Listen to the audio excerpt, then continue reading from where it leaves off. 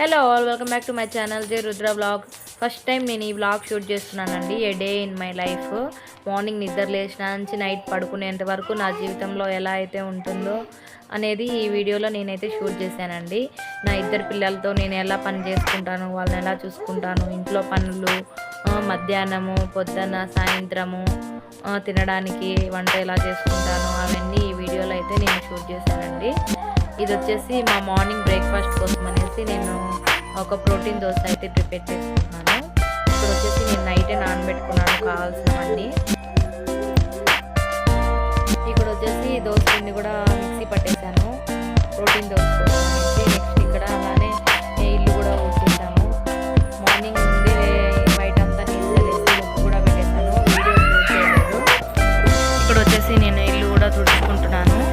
ఇంకా తర్వాత వచ్చేసి మేము ప్రతిరోజు ఎర్లీ మార్నింగ్ ఒక హెల్తీ డ్రింక్ అయితే తీసుకుంటాము వెజిటేబుల్తో. ఈరోజు మా డ్రింక్ వచ్చేసి క్యారెట్ బీట్రూట్. ఇక్కడ క్యారెట్ బీట్రూట్ కోసం నేను సబ్జా గింజలు కూడా నానబెట్టుకుంటాను జ్యూస్లోకి. ఇక్కడ సబ్జా గింజలు అయితే నానబెట్టేస్తున్నాను, అంటే జ్యూస్ రెడీ అయ్యే లోపల ఇవి కూడా రెడీ అయిపోతాయి. సబ్జా గింజలు నానబెట్టుకున్న తర్వాత జ్యూస్ కూడా పట్టేశాను మిక్సీకి. ఇంకా వడగట్టుకున్న తర్వాత ఒక గిన్నెలోకి ఇప్పుడు సబ్జా గింజలు కూడా రెడీ అయిపోయి సబ్జా గింజలు యాడ్ చేసుకొని మేమైతే తాగుతున్నాము. ఒక పక్క మా పిల్లలకి స్నానం కూడా చేపించేసాను. ఇక్కడ వచ్చేసి అల్లం చట్నీ కోసం అనేసి కావాల్సినవన్నీ వేయించుకున్నాను. ఇక్కడ ఫ్రైడే మార్నింగ్ మేము చేసుకునే పూజ కూడా మా ఆయన చేసేసారు. నేనైతే అన్నీ రెడీ చేసి పెడతాను, మా ఆయన అయితే పూజ చేసేస్తారు. మేము ఫ్రైడే అయితే ఉప్పు దీపం అయితే వెలిగించుకుంటాము, కుబేర దీపం. ఈ దీపం పెట్టుకోవడం వల్ల అయితే మనకున్న డబ్బు సమస్యలు, ఏమైనా ఇంట్లో సమస్యలు ఉంటే తీరుతాయండి. చాలా బాగుంటుంది, మనకైతే చాలా మంచిగా అనిపిస్తుందండి ప్రతి శుక్రవారం ఇలా ఉప్పు దీపం అయితే పెట్టుకుంటే. ఇంకా నేను ఇక్కడ అల్లం చట్నీ కోసం మిక్సీ కొట్టడానికి అన్ని మిక్సీ జార్లోకి అయితే వేసుకుంటాను. ఇంకా మా పాప చూడండి ఏం చేస్తుందని అనేసి పిల్లల్ని కూడా గమనించుకుంటూ మధ్య మధ్యలో వాళ్ళని ఆడించుకుంటూ ఏడుస్తూ ఉంటే సముదాయించుకుంటూ నేనైతే వంట చేసుకుంటాను. ఇలా వైఫ్, హస్బెండ్, ఇద్దరు పిల్లలే ఉంటే ఇట్లా ఇంట్లో పిల్లల్ని చూసుకోవాలి, అట్లా వంట చేసుకోవాలి, అన్నీ చేసుకోవాలి. దేంట్లో కాంప్రమైజ్ అవ్వడానికి ఉండదు. ఇక్కడ గిన్నెలు కూడా కడిగేసాను నేనైతే. ఇంకా దోశకైతే రెడీ చేసుకుంటాను. దోశ వేసుకోవడానికి స్టవ్ ఆన్ చేసేసి ఏ దోశ అయితే పోసుకుంటున్నాము. ఫస్ట్ అయితే ఇక్కడ నేను దోశ వేసి మా హస్బెండ్కి అయితే ఇచ్చేస్తాను. ఆయన తింటారు. ఆయన తినిన తర్వాత అయితే నేను కూడా దోశ వేసుకొని తినేస్తాను.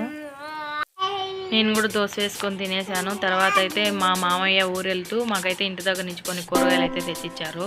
కూరగాయలు ఇంకా రాగులు, ఆకుకూరలు అయితే తెచ్చిచ్చారనమాట, నిమ్మకాయలు అయ్యి. అవన్నీ తీసుకొని నీట్గా నేనైతే సర్దుకునేసాను. అన్నీ సర్దుకున్న తర్వాత మళ్ళీ ఇంకా మధ్యాహ్నానికి అయితే రెడీ చేసుకోవాలి. మధ్యాహ్నానికి రెడీ చేసుకోవాలి. ఇంకా పిల్లల్ని అయితే నిద్రపెట్టేసేయాలి. పిల్లల్ని నిద్రపెట్టేసిన తర్వాత అయితే నేను మధ్యాహ్నానికి కొంచెం మనశ్శాంతిగా అయితే వంట చేసుకోవాలి. కానీ వాళ్ళు వెంటనే లేసేస్తారు, కొంచెం సేపు కూడా పడుతుంది. అస్సలకి కొంచెం సౌండ్ వచ్చిన మా పాప అయితే అస్సలు నిద్రపోదు. ఇక్కడ చూడండి నేను మధ్యాహ్నానికి పప్పు అయితే చేస్తాను. ఒక పక్క పప్పు, ఒక పక్క అన్నం చేసుకుంటూ మళ్ళీ మా పిల్లలు లేసారు. మా పిల్లల్ని కూడా చూసుకుంటూ వంట చేస్తాను. ఇక్కడైతే నేను పప్పు చేసేటప్పుడు ఫస్ట్ మన్ని పప్పు బేడలు, పచ్చిమిర్చి అవన్నీ తీసుకొని వాష్ చేసుకొని కొంచెం ఆయిల్ వేసుకొని అయితే ఫ్రై చేసుకుంటాను. తర్వాత వాటర్ పోసి కొంచెం పసుపు వేసి ఉడకపెట్టుకుంటాను. ఇంకా సగం పప్పు ఉడికిన తర్వాత అయితే టమాటాలు యాడ్ చేసుకుంటాను. నేను పప్పులో ఆనియన్ కూడా యాడ్ చేస్తాను సగము. ఇంకా మామ తెచ్చిన తోటకూర కూడా అంతా వలిచి నీటికి కడిగేసి అది కూడా ఫ్రై కోసం అని పెట్టుకున్నాను. ఇక్కడ పిల్లలు ఏం చేస్తున్నారు అనేది కూడా చూసుకుంటున్నాను. చిన్న పిల్లలు ఉంటే పనులతో పాటు వాళ్ళు చేసే ఎక్స్ట్రా అల్లరి పనులు కూడా చూసుకుంటూ ఉండాలి. ఇక్కడ చూడండి మా బాబు అయితే బియ్యం అన్నీ కింద పోసాడు. దోశ పోసుకునే బియ్యము, స్టోర్ బియ్యము, అవన్నీ చూసుకోవాలి. మళ్ళీ నేను అవన్నీ ఎత్తుకోవాలి, అవన్నీ నీట్గా చేసుకోవాలి. ఇంకేమైనా కింద పడినా కూడా పాప నోట్లో పెట్టేసుకుంటుంది, ఆ పాపను కూడా చూసుకుంటూ ఉండాలి. ఇక్కడ తోటకూర వలిచిన ఒక కాడతో అయితే పాప ఎంత బాగా ఆడుకుంటుంది చూడండి తీసుకొని. ఇలాంటివన్నీ చూసుకుంటూ గమనించుకుంటూ వంట అయితే చేసుకోవాలి. చూడండి ఎంత నీట్గా మంచిగా కూర్చొని ఆడుకుంటుంది. ఒకసారి అంత మంచిగా ఆడుకుంటుంది, ఒకసారి అంత ఏడిపిస్తుంది. పిల్లని అయితే సంకలు పెట్టుకొని మరీ వంట చేయాల్సి వస్తుంది. అలాంటి రోజులు కూడా చాలా ఉన్నాయి, చాలా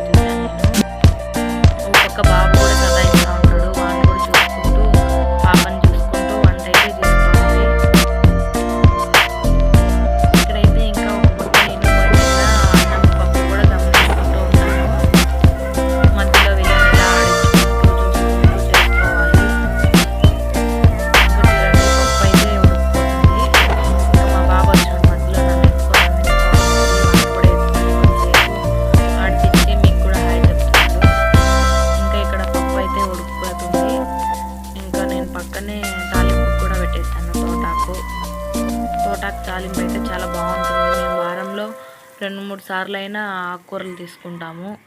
మా వాడైతే ఆకుకూర మీద మూత పెట్టమని మూత కూడా తెచ్చిస్తున్నాడు. ఇట్లా చేసుకోవాలి, తప్పదు. పప్పు అయితే ఉడికిపోయింది. నేనైతే ఆఫ్ చేసి చింతపండు ఉప్పు కూడా వేసేసుకున్నాను. కొంతసేపు ఆగి పప్పు దుద్దేస్తాను.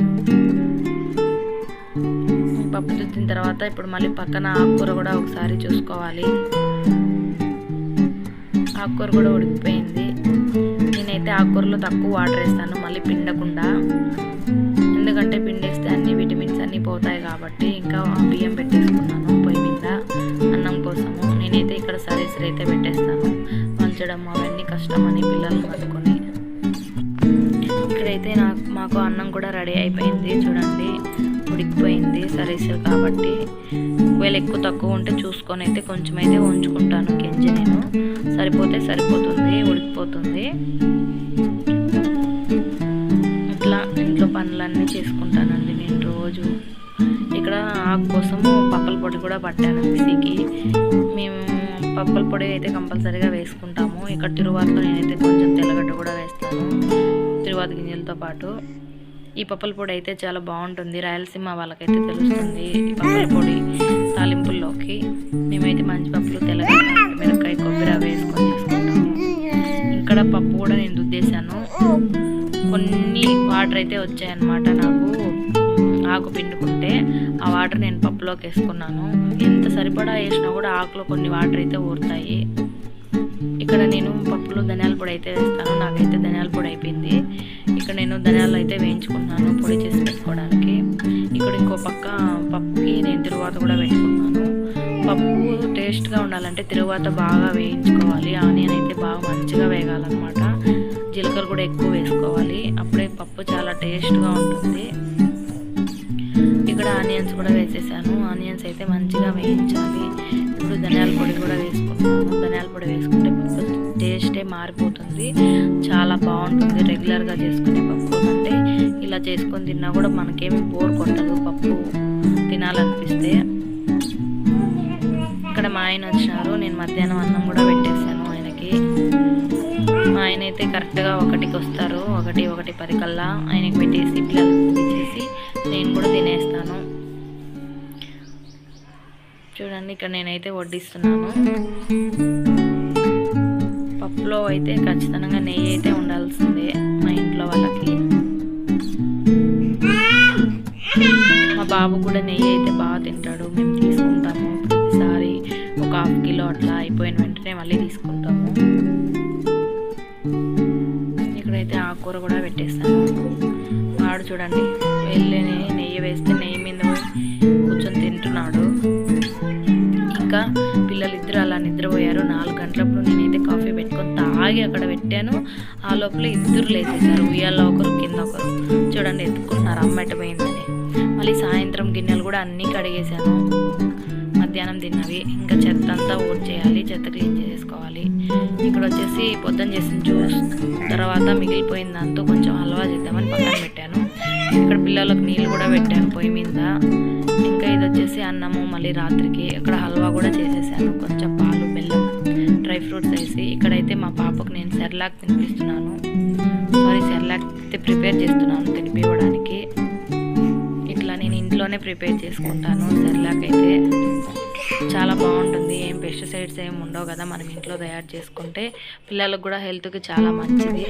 ఇక్కడైతే సెర్లాక్ చేసి పెట్టేసి పిల్లలకి స్నానం చేపిస్తే వచ్చే లోపల సెర్లాక్ కూడా చల్లగా అవుతుంది, తినిపివ్వడానికి ఈజీగా ఉంటుంది. కాబట్టి నేను ముందే చేసి పెట్టేస్తాను. చేసి పెట్టేసి పిల్లలకి స్నానం చేపించేసి ఒళ్ళు తుడిచి బట్టలు కూడా వేసేస్తాను. నాకు ఆ లోపల అయితే అన్నం కూడా అయిపోతుంది. ఇంకా సింకు చెత్త అంతా క్లీన్ చేసుకొని కసు కూడా తోసేసుకున్నాను. ఇప్పుడు వచ్చేసి ఒక 5:30 అలా ఉంటుంది టైము, ఈవినింగ్ 5:30 కల్లా నేను ఇవన్నీ క్లోజ్ చేసేసుకొని మా పాప వాళ్ళకి బాబుకి స్నానం కూడా చేపించేస్తాను. ఇక్కడ నా స్నానం కోసం అనేసి నేను బాత్ పౌడర్ కూడా నానబెట్టుకుంటున్నాను. అంటే కొంచెం గింజలో కానీ పాలలో కానీ పెరుగులో కానీ ఇట్లా కలిపి పెట్టేసుకుంటే ముందే కొంచెం నానుతుంది, కొంచెం బాగుంటుంది మనం టెక్స్చర్ అనేది స్నానం చేసేటప్పుడు. అందుకనేసి నేను ముందుగా ఇలా నానబెట్టుకుంటాను. ఇలా వీక్లో 3 టైమ్స్ అయినా నేనైతే చేయడానికి అయితే ట్రై చేస్తాను. ఎందుకంటే మన స్కిన్ కూడా చాలా మంచిది, అప్పుడప్పుడు మన స్కిన్ కేర్ కూడా ఇంపార్టెంట్ కదా. స్కిన్ కేర్ కూడా మంచిగా తీసుకోవాలి. మనకు వర్క్, పిల్లలు వాళ్ళతో పాటు మనల్ని కూడా మనం చూసుకోవాలి. మనం కూడా కొంచెం టైం స్పెండ్ చేసుకోవాలి. ఇంకా నేను వచ్చేసి మా పిల్లలకి ఫుడ్ పెట్టేటప్పుడు అయితే నేను లైట్గా గోరువెచ్చగా హాట్ వాటర్ అయితే తాపుతాను లైట్గా. ఎందుకంటే ఇప్పుడు చలికాలం కాబట్టి, ఇది చలికాలంలో తీసిన వీడియో ఇప్పుడు అప్లోడ్ చేస్తున్నాను. ఇంకా పిల్లలకి పెట్టేసి నైట్ మేము తినేసేసాము. ఇది వచ్చేసి మా ఆయన ఇడ్లీ అయితే తీసుకొచ్చారు. బయటికి వెళ్ళింటే మా బాబు ఇడ్లీ కావాలని, ఇక్కడైతే నేను తింటున్నాను చపాతీ అన్నం పెట్టుకొని. ఇంకా నైట్ పడుకోవడానికైతే పక్కలు కూడా రెడీ చేసుకున్నాము. ఇంత కష్టం ఉంటుంది ఇద్దరు పిల్లలతో. ఒక మదరు, ఫాదరు, ఇద్దరు పిల్లల్ని చూసుకోవాలి, ఒంటరిగా ఉండాలి అంటే